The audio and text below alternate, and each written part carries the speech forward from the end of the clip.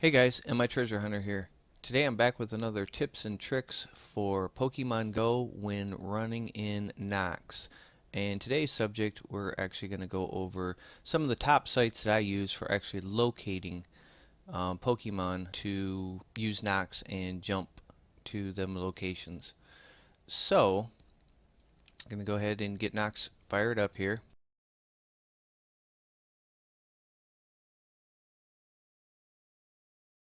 Okay, so NOX is all started up and Pokemon Go is fired up. I'm going to bring in my home location cords, and where I am located is in Minneapolis, more specifically Victory Memorial Drive. So many Pokestops along here that you can run up and down endlessly and never run out of Pokestops to spin to gain XP, to get the loot from them, whatever it may be. So I highly suggest using these cords right here.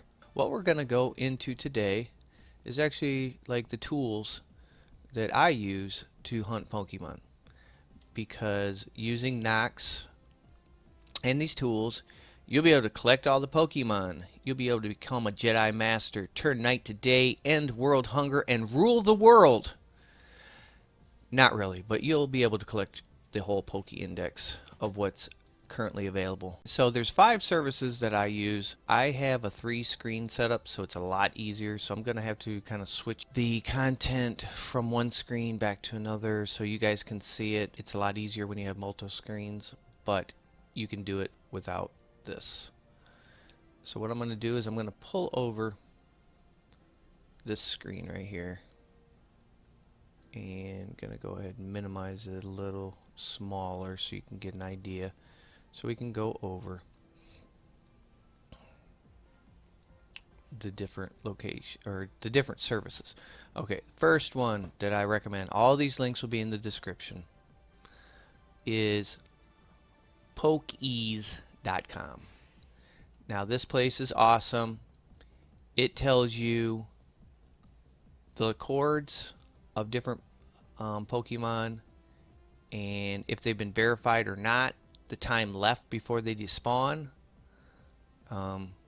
Obviously, this is a very good way to look for specific Pokemon, and it's very simple to use. If there is a Pokemon that you see pop up that you want to catch, like Farfetch'd, obviously that's a regional one, not to the United States. Hit copy cords. Gonna bring my map back in here because it's on the other screen. Paste these cords on there. Hit geocode. Hit OK. Now I am in. But anyways, and look at that. A Farfetch'd. 192. I'm not gonna bother to battle it because I have a more powerful one. So. But because, just remember guys, actually I'll show you this. If I was to have battled him right there, if I was to have thrown a Pokeball at him, I would have got soft banned. And at some point these soft bans are going to turn into hard bans. So just remember, I highly recommend you don't do this on a account that you are not using pretty much just as fun, as a throwaway account. Don't spend any money buying coins or stuff on this account, because at some time and point they are going to crack down and absolutely ban everybody that's using this stuff. So just do it for fun, do it while it lasts, but expect that there's going to be a time when you could lose your account permanently. So anyways, what I did is I went down and copied my home coordinates. I pasted them in there. I hit geocode. I come down here and hit run, and obviously, as you can see on this map, it took me back to my home location. So that's why I was safe to, now battle this Farfetch'd. That was service number 1. Number 1 is pokeease.com. Number 2 we're going to go into is rarespawns.be. Once again, another good service. Sometimes you'll actually get where they show you the IV level. And I have a video about IV level and the best service out there to use. When I'm using this site and I get cords, if it doesn't spawn in right away, I'll kind of walk around a little bit. I don't spend a whole lot of time because there's so many of them out there to be caught. Sometimes the cords that people put in are really off. This one also does not tell you the countdown time. So this is rarespawns.be. You might want to give this one a try. Third service is pokesnipers.com. This is also a very good site. Tells you how much time's left, which is a nice feature. The location. Sometimes you will get IV, and this is new. I've never seen this before, where it actually tells IV, and it's actually somebody took the time to put in its attacks, which is really nice. Now I don't know if that's going to be the same though for each. It's probably not the same for each person because that all depends on, I believe that it's all variable on your player's level. So we shall see anyways. There's not much time left on this one, but we're gonna go and see if it's here.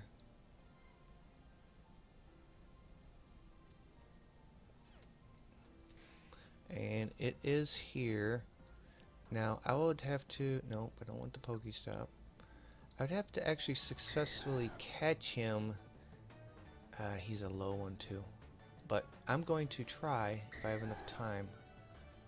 There's not much time left. So, most important, remember to go back, and I'm doing this on a different screen. Go back, go to my home location, hit OK. Now I'm safe to try to catch him.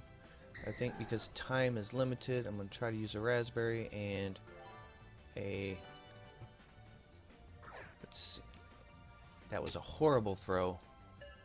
I just want to try to catch him. Let's see, because there's not a whole lot of time left before he despawns, so... Oh, darn it. That would have been a nice throw. Oh. Come on. I really want to catch him to see if this information that was provided is somewhat accurate. Alright, because it says Dragon Breath. Like I said, this is new. I've never seen that before. It's a Dragon Breath and... which it expired. But let's see. What do we have here? Dragon Breath and Dragon Pulse. I believe... I know Dragon Breath was there, and I think Dragon Pulse. I'll actually go back into the video and watch. But if that's true, there you go. I mean, that's not always offered. This information, as you can see, most people don't put the IV level in. This was number 3. It's got quite a bit of information. It does give you the countdown,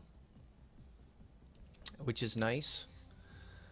So that's pokesnipers.com. Now we get into a couple of ones that are not specific of listing, but they're more like of a searching. The next one is pokestumble.com. This service used to work very well, but for some reason in the last couple days it's not as effective. What I like about this is it actually gives you a graphical picture of what is out there. Now it does not work everywhere. Only some of the major cities does this work in. It seems to work best in New York. But it's really neat because you can actually scroll around the map and say click on something and it'll tell you how much time it's got left and the coordinates. So let me see, I don't really see anything that special. Let's just check out this Machamp. So, because he's got 9 minutes up. So I'm going to highlight it, copy that address, come over here, paste it, hit geocode, hit OK.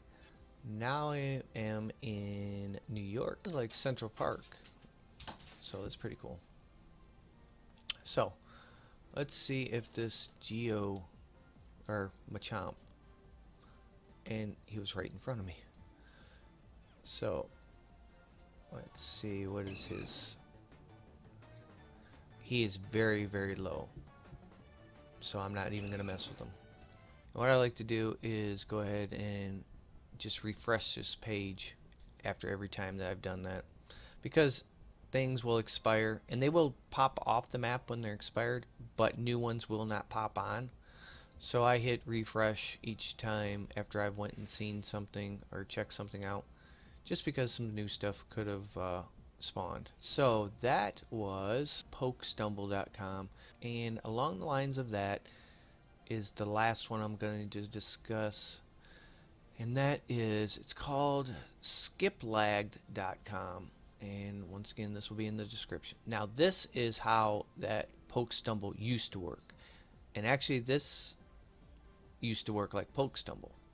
Now it's a great reference, but what I don't like is these all used to be pictures and now they're just silhouettes. So as you can see, you've got a ton of Pokemon,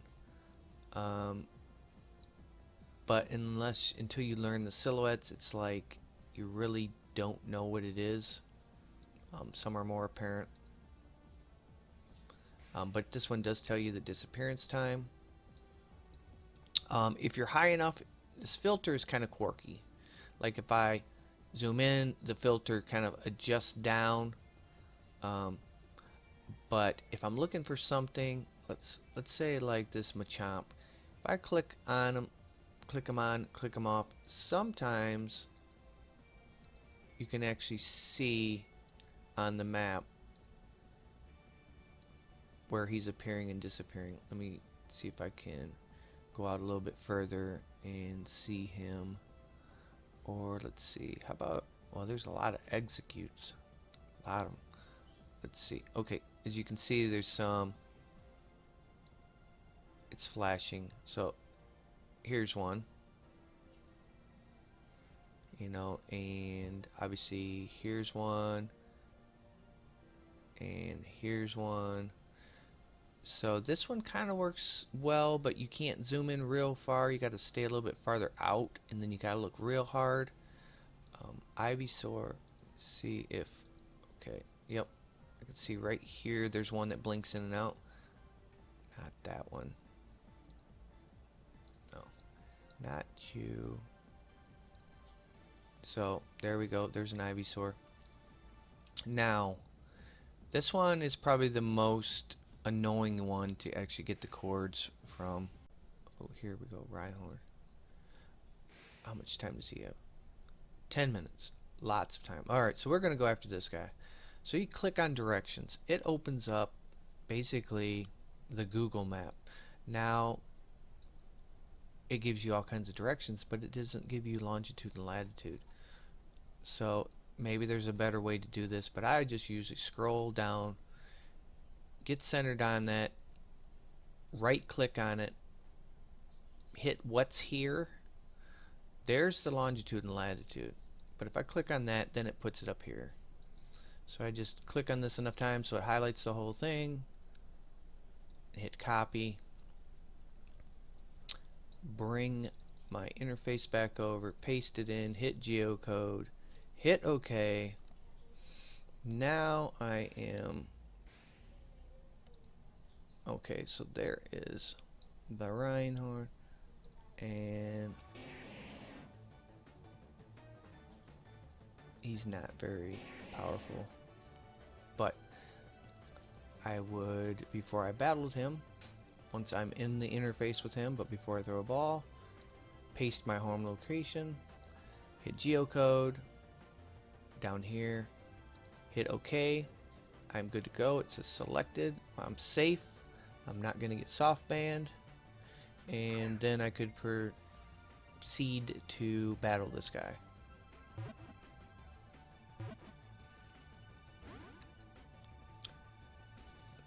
And he got away. Now normally that would be look exactly like what a soft ban would do, but he just escaped on the first time. I'm not soft banned. I can spin this, I can get my loot. If I had done something wrong and he fled like that the first time I caught him. And then I spun a Pokestop. Well, first of all, it would not bring me back to my home location. It would just kick me out wherever I was at with that guy. But you would spin your Pokestop or a Pokestop, and it would give you nothing. At that point, take your cords, go back to your home, which I suggest being here, pick a Pokestop, spin it, exit out, enter it, spin it, exit out, enter it, spin it. Rinse and repeat about 40 times, and eventually it will unban you, and you'll know you're unbanned because you will get the loot from the Pokestop. So anyways, guys, those are my 5 top services that I use. I know that there's others out there. Please don't put links in the description. I will remove any links to any other websites. If you have a website that is a really good source, then you can send me a tweet through Twitter. You can, I think, contact me through Google Plus. You can contact me pretty much directly by using my username and my treasure hunter at gmail.com. Just send me a link to the website that you use. I'll check it out and maybe put it in a future video. I hope that this has helped you out. It should. It's the way that I got and filled out my complete Pokédex. Please like and subscribe for more Pokemon Go videos when running in the NOX environment. So take care, guys.